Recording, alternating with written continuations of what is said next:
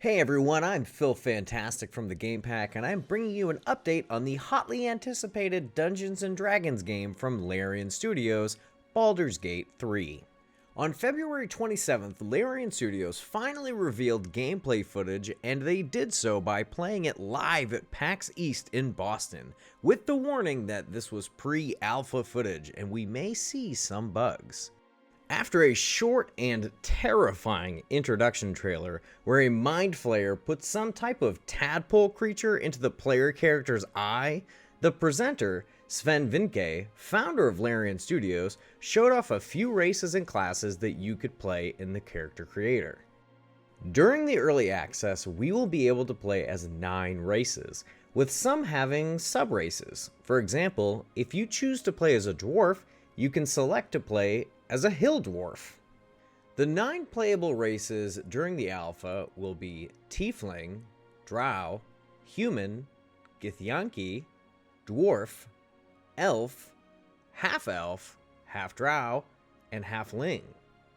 After you select your race and background, you have 6 classes to choose from in the alpha: Cleric, Fighter, Ranger, Rogue, Warlock, and Wizard. If you aren't feeling creative or want a more guided experience, you can select a predetermined origin story where your character is pre-made with a specific race, class, and background. In the demo, they chose to play as a character named Asterion, a high elf rogue who also happened to be a vampire spawn, also known as a slave to a vampire. Even in the character creation screen, you can begin to see just how creative you can be. Personally, some of my favorite hours playing Dungeons & Dragons were with my blank character sheet, filling it out, writing out my backstory, and sharing it with my friends. Dungeons & Dragons, the tabletop game, is meant to use the players' imaginations to overcome obstacles and tell a collaborative story. Once Sven finally entered the game after character creation, another cinematic begins that made my jaw drop to the floor. After the cinematic plays, we got our first look at actual gameplay, and it looks a lot like Larian Studios' other major role-playing game, Divinity: Original Sin 2. Which makes sense because the game is meant to be played like Dungeons & Dragons and also takes place in a fantasy setting. The interactions between NPCs are much more cinematic this time around, with cutscenes and branching dialogue trees, all fully voiced. The game keeps track of everything you do, so unlike some games with choice, in Baldur's Gate 3, it appears that your choices will actually really matter. Whether you are successful or not in completing an action is determined by a dice roll.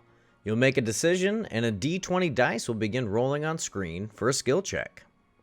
Now, some interesting integrations Larian Studios mentioned were with Google Stadia exclusives. And I quote, "Some of the Stadia features that we are supporting are going to be specifically built around involving the community in the decision making, or letting them affect the dice, for instance. Now, it may sound like some sort of technical wizardry letting someone watching a live stream hundreds or thousands of miles away change the outcome of your decision, but Stadia has been planning for developers to implement these ideas since day one." End quote.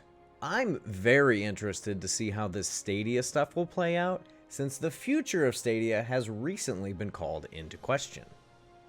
Now, on your quest, you will have companions join you along the way. You can have a party of 4, including 3 friends, play along with you, which of course I'm extremely excited about because I am a firm believer that most games should be co-op. In Baldur's Gate 3, combat is turn-based using the Dungeons & Dragons 5th edition rule set, with small tweaks, since it's a video game and isn't programmed to handle every single thing you could possibly imagine. However, almost every object in the game can be interacted with.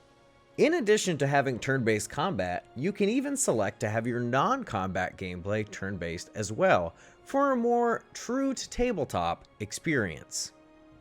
I personally can't wait to get my hands on this game, and am looking forward to sharing my experience with you firsthand. Baldur's Gate 3 will be in early access in a few months with no official date set. For more information on Baldur's Gate 3, our weekly podcast, and other video game content, make sure to subscribe and ring that notification bell. Thank you so much for watching, and we'll see you next time.